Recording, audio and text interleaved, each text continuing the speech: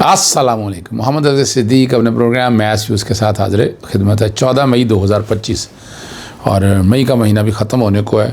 आगे जून आ गया, बजट तो ये लग रहा है कि इमरान खान साहब को भी ये बाहर निकालना नहीं चाहता। ये मेरा एक अपना नुक्ता नज़र है। कानूनी तौर पर तो इमरान खान साहब एक दिन से ज़्यादा जेल में गुजार नहीं सकते हैं। चलें इन पर भी बात करती हैं। एक और भारतीय जासूस और नवाज शरीफ, बड़ी खुल के बातें हो रही हैं। नई मशवरा भट्ट ने वजाहत के साथ क्या क्या बातें की हैं साबिक़ वज़ारत सेक्रेटरी ख़ारजा से, और पैरोल ना रहाई इस पर एतराज़ बरकरार होगा जब तक मैं प्रोग्राम रिकॉर्ड कर रहा हूँ। उस वक्त तक तो फ़ैसला नहीं आया, लेकिन ये मैं वक्त से पहले आपको बता देता हूँ। नवाज शरीफ से मुलाकात, इश्तहार छापना पड़ा, और इतना बड़ा इश्तहार छापा है यानी अंदाज़ा लगाएं। अब ये दो तरह से है, एक तो मजाक उड़ाने वाली बात है, एक तरह बताना है कि पता नहीं कि बहुत बड़ा शख्सियत है। बहुत बड़ी शख्सियत कोई नहीं है जनाब। इमरान खान से बच्चों से मुलाकात न करवाने पे ये बड़ा नज़रसानी की दरख्वास्त खारिज। मैंने पहले ही कह दिया था, मैं आपको पहले बता दूं, मैंने पहले ही कह दिया था इस बात के ऊपर कि वो सुप्रीटेंडेंट अडिया के पास कहाँ से इख्तियार आ गया कि एक फ़ैसला हुआ जुडिशल ऑर्डर, और वो एडमिनिस्ट्रेटिव तौर पर ख़त लिख रहा है कि ना फ़ैसले आप नज़रसानी करें। ये किस बुनियाद पर? ये हो ही नहीं सकता। ना इख्तियार है, ना नज़रसानी करने का इख्तियार है।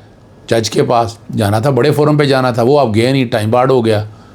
आप अगर आपको कोई नहीं बता रहा या किसी के फरमाइश पर आप करें, और वो जो ख़त लिखा ना उन्होंने कि इमरान खान को बाकी कैदियों के निस्बत सहूलियात मुख्तलिफ हैं, और रिपोर्ट में उन्होंने पंडोरा बॉक्स खोला है। उन्होंने कहा जी बैरून मुल्क बात कराने और ज़ाती मुआलज चेकअप का कोई जिक्र मौजूद नहीं है, और यहाँ 10 जनवरी और 3 फरवरी के ऑर्डर्स बात करवाने के हवाले से ये कहा है कि ये नहीं है।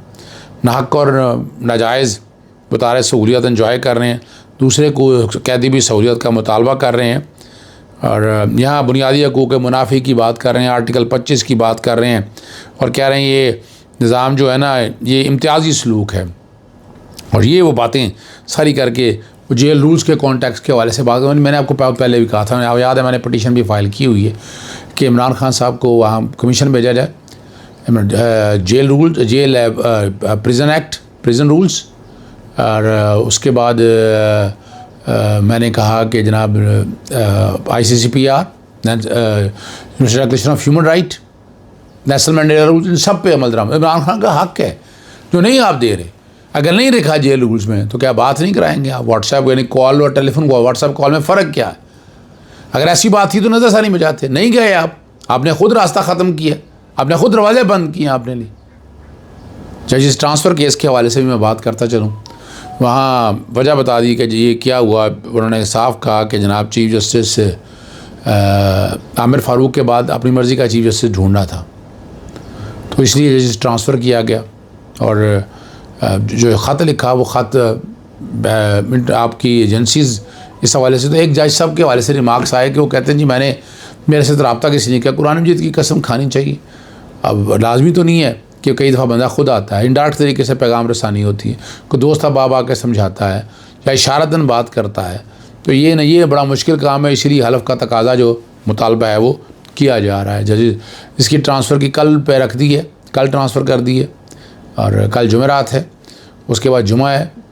दोनों दिनों समात, कल 9:30 बजे समात शुरू होगी। कोशिश होगी कि वो इसको ख़त्म करना चाहेंगे, इसलिए कि 19 मई से पहले जो है जुडिशल कमीशन का इजलास है, वो मुस्तकिल चीफ़ जस्टिस तैनात करने हैं। तो जब ये फ़ैसला हो जाएगा, और फ़ैसला आरे को पता है मुतवक्को फ़ैसला क्या होना, everybody nose about it sir.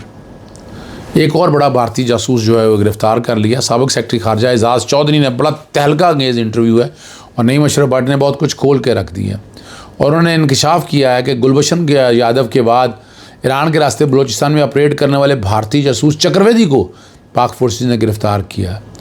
Iran और अफ़गानी सरजमीन पाकिस्तान के ख़िलाफ़ इस्तेमाल हो रही है। और एजाज़ चौधरी ने नवाज़ मोदी मुलाकात पर भी बातचीत करते हुए क्या कहा कि जब नरेंद्र मोदी जाती उम्रा लाहौर में नवाज शरीफ के घर आए तो कहते जी मैं सेक्रेटरी ख़ारजा था, लेकिन जो बड़ी मज़ेदार बात है उन्हें आमद का इल्म ही नहीं था। भारतीय सफ़ीर ने फ़ोन करके बताया मोदी का जहाज़ का अपना काबिल से चल पड़ा है। तो मैंने PM के सेक्रेटरी से पूछा तो उन्होंने कहा हाँ ये बात दुरुस्त है, और मोदी ने नवाज शरीफ से बिला वास्ता रब्ता किया था। फिर नवाज शरीफ के घर आमद हुई। आप यहाँ से और कोई बात करता है आज? आज हमारी इस्टेब्लिशमेंट भी खामोशी से बैठी हुई है। सवाल तो करें ना, जवाब दें इस बात का। बातें बड़ी हैं और अभी भी आपने देखा कितना मोदी के बारे में, और मैं पहले भी कह चुका हूँ, ठीक है ना जी। और आपने देखा साद रीरी किस तरह निकाल कर लेकर गया था नवाज शरीफ को। मुशर्रफ दौर की बातें कर रहा हूँ। फिर ये नरेंद्र मोदी के साथ ज़ाती दोस्ती हैं, फिर और बहुत से लोगों के साथ ज़ाती दोस्ती हैं। कतरी शहजादे हों, कतरी फैमिली के साथ क्या ताल्लुकात हों, वो हम देखते आए हैं। अब ये बात बड़ी वाज़ेह तौर पर है, तो इसलिए ज़रा चीज़ें समझना बहुत ज़रूरी है। अगली बात जो है ना, इमरान खान साहब को 190 मिलियन पाउंड में पैरोल पर रहाई की दरख्वास्त पर एतराज़ बरकरार है ना, और वो मैं वक्त से पहले बता देता हूँ, आप मुतासरा फ़रीक नहीं है और ये अदालत ने ऐसा कोई फ़ैसला नहीं करना, फ़ैसला हुकूमतें करना होता है। तो ये दरख्वास्त आपकी काबिल समाअत ही नहीं है, ये आ जाना है। असूली तौर पर ये सारा जो कुछ भी अगर करना है ये जुडिशल साइड पे होना चाहिए, और चीफ जस्टिस ने कहा कि जो एतराज़ात लगे हैं उन पर मैं वो आर्डर पास करेंगे।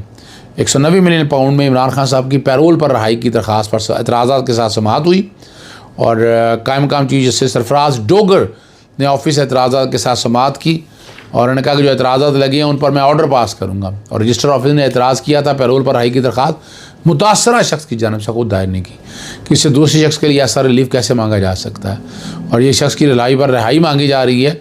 ऐसी दरख्वास्त में फ़रीक ही नहीं बताया। नैब केस में सज़ा याफ्ता मुजरिम को पैरोल पर रहाई की दरख्वास्त में नैब को फ़रीक नहीं बनाया गया, और अदालत ने इस मामले इस पर रिमार्क्स देते हुए कहा कि इस मामले को डिवीज़न बेंच में लेके जाना चाहिए था। और लतीफ़ खोसा ने कहा कि काबिल समाअत होने के असिस्टेंट रजिस्ट्रार नहीं देख सकता, ये अदालत ने देखना है दरख्वास्त काबिल समाअत है या नहीं है। और इस्लामाबाद हाई कोर्ट के जज ने कहा कि हर कोई इस अदालत के लिए काबिल एहतराम है। Good to see you.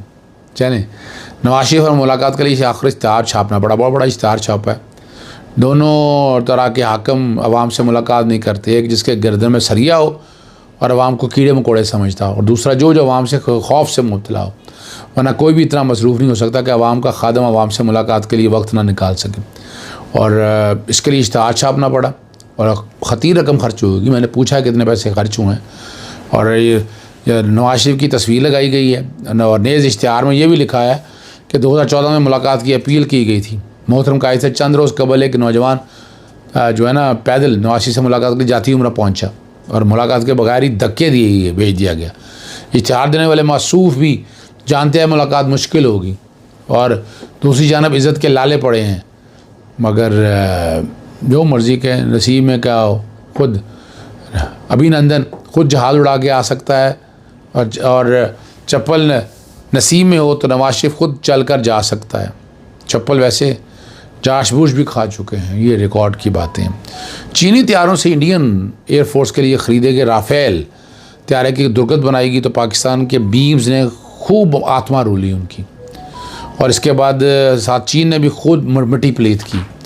2020 में चीन भारतीय सरहदी तनाज़े पर भी इंडिया को इबरतनाक से शिकस्त का सामना पड़ना पड़ा।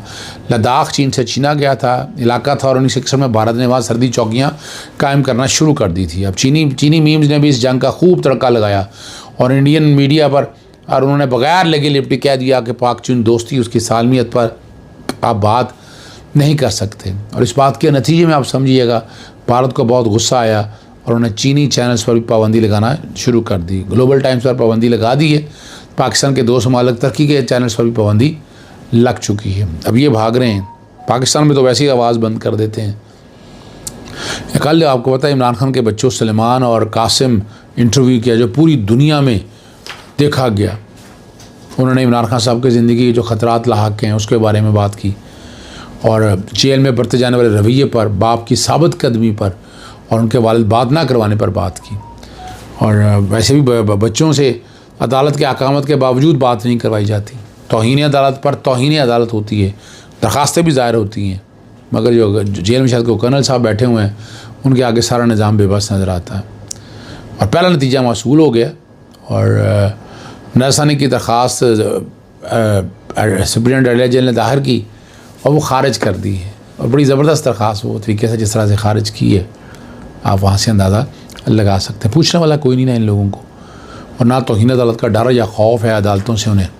और 4 माह बाद नजर दरख्वास्त दायर की है। स्पेशल जज सेंट्रल ने 10 जनवरी और 3 फरवरी को ऑर्डर पास किए थे, और ये दरख्वास्त जो है नरसानी की ख़ारिज कर दी है।